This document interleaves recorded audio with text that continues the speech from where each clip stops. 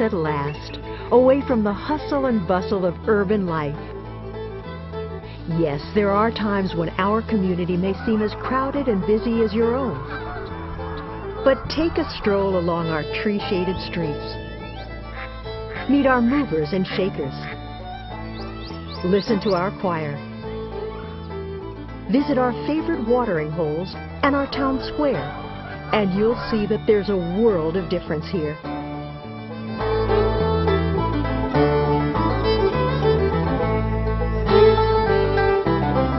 Welcome to Crab Orchard National Wildlife Refuge, a unique place to experience nature.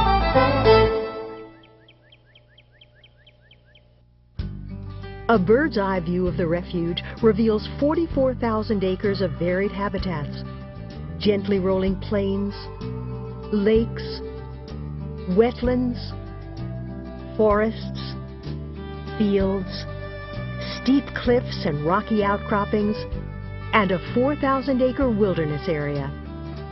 This is a natural crossroads where northern, southern, and prairie ecosystems meet, providing for a wide diversity of plant and animal species. In 1947, this beautiful mosaic of habitats became Crab Orchard National Wildlife Refuge. But its history goes back much farther than that. Crab Orchard is part of the U.S. Fish and Wildlife Service's National Wildlife Refuge System, the only network of federal lands dedicated specifically to wildlife conservation. The first refuge was established long ago and far away from here by President Theodore Roosevelt. It was the turn of the 20th century, and the fashions of the day demanded feathers. The brown pelican population was being decimated by feather hunters, and Roosevelt decided to act. In 1903, he signed an executive order designating Pelican Island as a bird sanctuary. This small island off Florida's east coast was the egg from which the National Wildlife Refuge System hatched. During his presidency, Roosevelt went on to create 52 more refuges to protect animals and birds threatened by overhunting. Today, the system has over 92 million acres in more than 530 refuges throughout the country, all dedicated to the conservation of wildlife.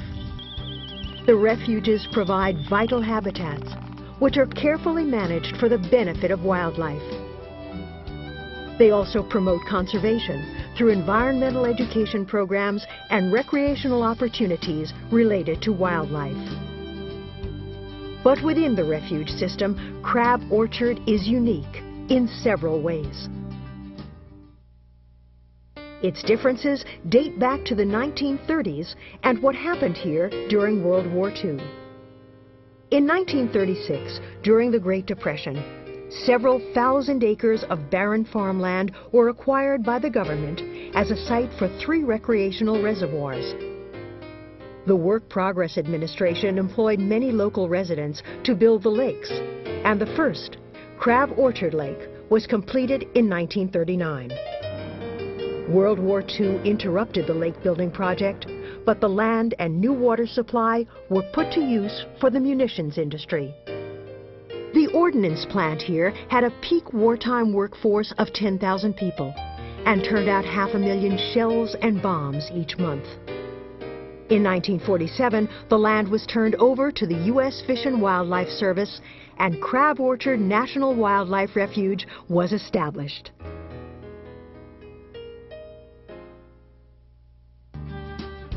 From the start, Crab Orchard has been different from every other refuge in the system.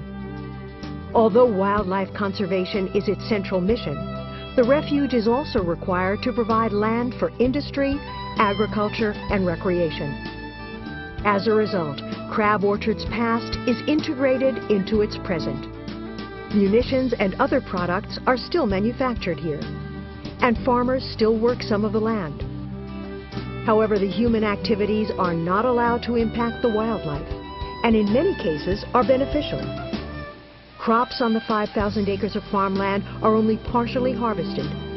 The rest is left for Canada geese and other wildlife to eat during the winter. Another 2,000 acres are used for cattle grazing, but the cattle are removed in October to make way for the arriving geese. The refuge also has some unique opportunities for outdoor recreation, helping to make it the 5th most visited refuge in the system.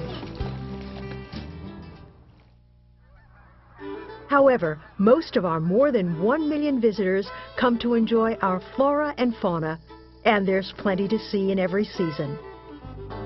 Along our hiking trails and wildlife drives, visitors can encounter over 500 species of plants, 43 mammal species, 50 species of reptiles and amphibians, and our pride and joy, 269 species of birds.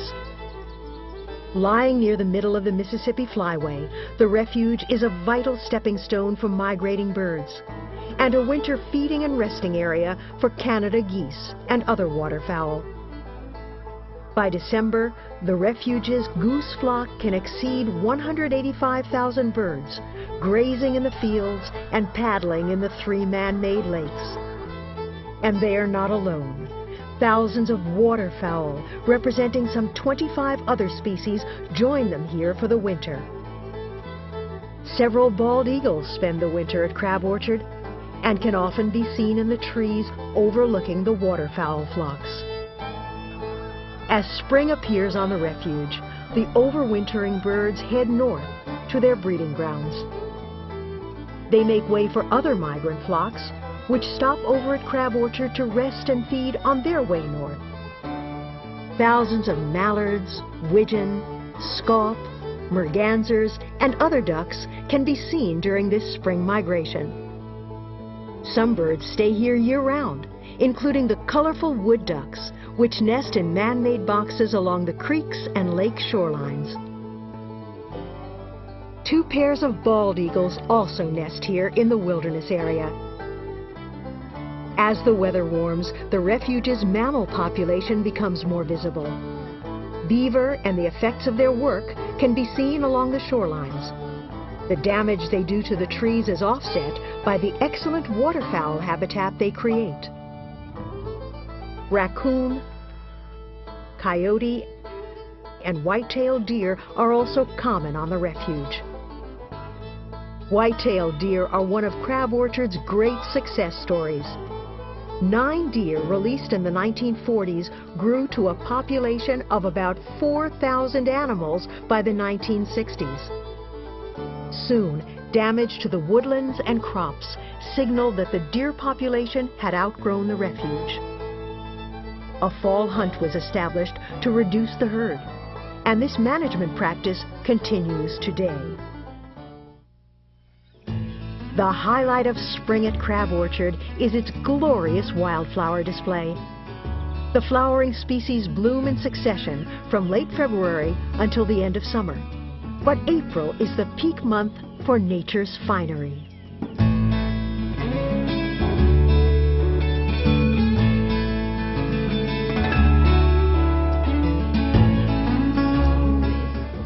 Throughout the year, the refuge runs interpretive programs, and the wildflower walks are among the most popular. These are this year's leaves right here. They kind of come up after the flowers. Environmental education is a high priority at Crab Orchard. For many of our visitors, this refuge is their first or only opportunity to come face to face with nature.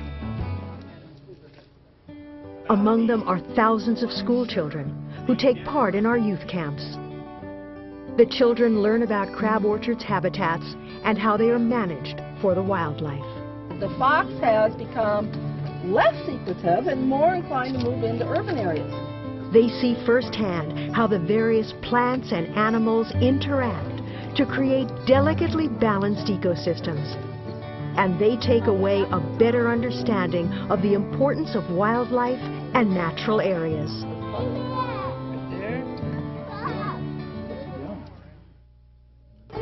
Some of our visitors become volunteers, helping with refuge projects such as monitoring bluebird boxes or maintaining trails. Others take part in our volunteer patrol or staff the visitor center. More than 25,000 hours a year are volunteered at Crab Orchard, allowing the refuge to conduct additional programs and projects. Whether you are a frequent visitor here or a first-timer, Crab Orchard National Wildlife Refuge has much to offer you. We hope you enjoy your time in our unusual community, where human activity and wildlife exist together in harmony.